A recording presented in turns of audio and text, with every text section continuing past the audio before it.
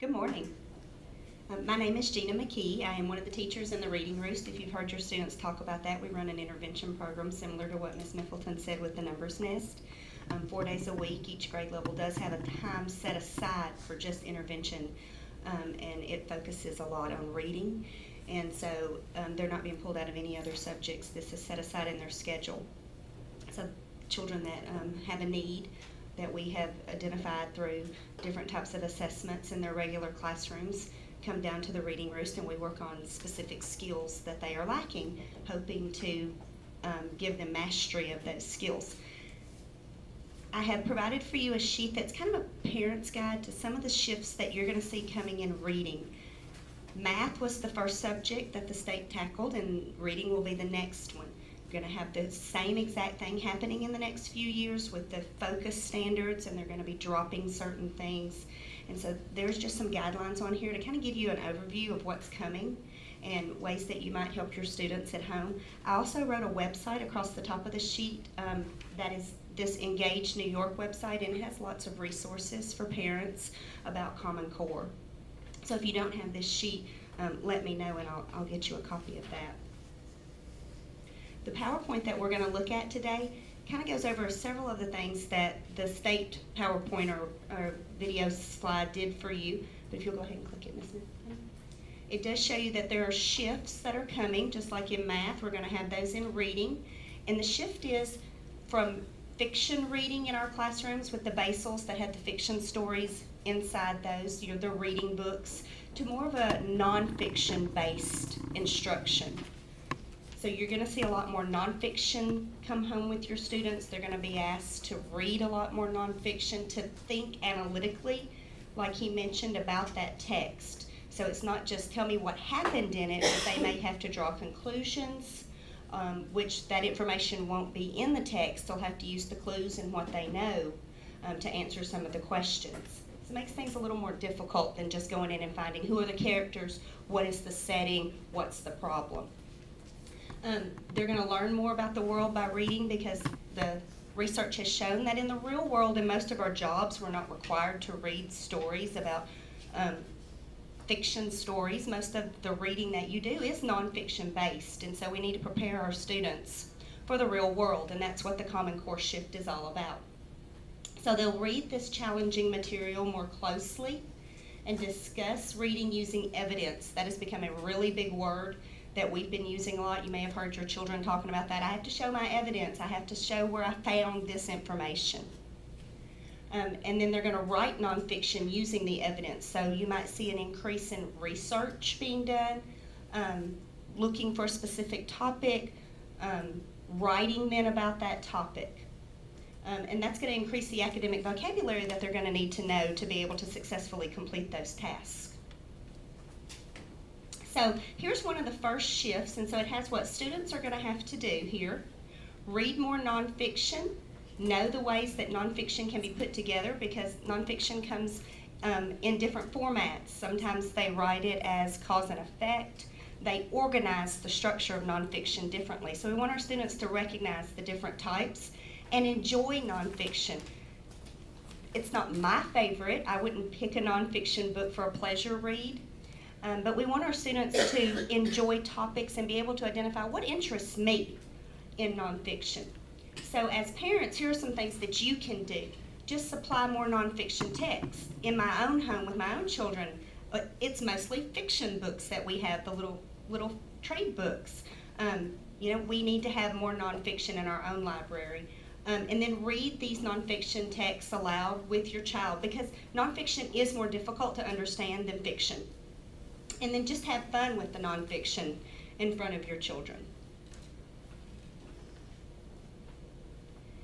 There's another shift coming to learn about the world by reading, that the students must get smart in science and social studies through reading. So you're going to see science and social studies during their reading time. They're going to use that nonfiction text as a way of teaching their reading skills. So you might see that happening in classrooms. Handle primary source documents and get smarter through text. Some of the things that you can do are supply series of texts on a topic of interest. So if they're really interested in baseball or insects or dinosaurs, taking them to the library. If you run across a book at Walmart that they own dinosaurs, snagging it for them. Find books that explain. Because a lot of times in jobs, that's the kind of texts or manuals that employees have to understand. So we're trying to expose them at a younger level so by that time they're prepared for the real world. Discuss nonfiction text and the ideas within. Because it is more difficult, you may have to support that reading at home of the nonfiction books that come in. Just some facts for you that I found very interesting, especially the last one. If children aren't reading on grade level by 3rd grade, they are 4 times more likely to leave high school without a diploma. So that's a big focus for us to have our students as close to grade level as possible so that we increase their chances of success in the future. Also, by age 3, children from affluent families have heard 30 million more words than children from parents living in poverty. Children who have larger vocabularies and greater understanding of spoken language do better in school. So the children that are just talked to do better here in school. Here's another shift for you. Read more complex material carefully. The students' big focus on going back and rereading, not just a one-time read, as many of them want to do. They do not want to go back and reread, but that's a habit that we're having to break and hopefully create new habits of automatically knowing I'm going to have to read this passage or text 3 or 4 times to be able to do the job that they're asking me to do. Read material at a comfort level and work with more challenging stuff. Unpack text. That's go through and pick out the features, the graphics, what's it exactly saying to me, what key points is the author trying to make, how do the graphics or whatever they put inside the text help me understand what I'm reading. And then they must handle frustration and keep pushing because it's going to be more difficult material and they're gonna push back and resist some. So the students have to change their mindset as well as the teachers on how we instruct that I know it's going to be more difficult and I'm with my teacher support and home support, I'm just got to push through it and persevere. So as parents, you can provide more challenging texts and provide texts they want to read and can read comfortably. Know what is grade level appropriate. Ask your child's teacher, what is their reading level, especially in the lower grades. Teachers can give you that answer if you haven't received that information. Read challenging stuff with them. If they do bring home a book from the library and you're thinking, this is way over their ability level, read the book with them. See what they do understand. Discuss the book. And show that challenging stuff is worth unpacking. It's worth going through it, even though it is a little more difficult. And then it just gives us some examples of challenging read aloud text. So if you were looking for a certain book, this PowerPoint is available at this website that I listed here for you at the top of this sheet. So if you needed some text or some books from the library and you're thinking, I'm not sure what I should be checking out or what they should look at, it does give you a list of and some of the grade levels examples that you could pull from. Another shift is discuss reading using evidence, that big key word. Finding evidence to support their arguments and form judgments. Become just scholars.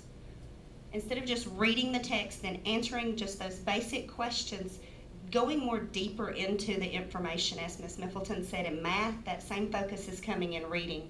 And discuss what is the author up to? Why did they write this? Why did they use this picture or this graphic?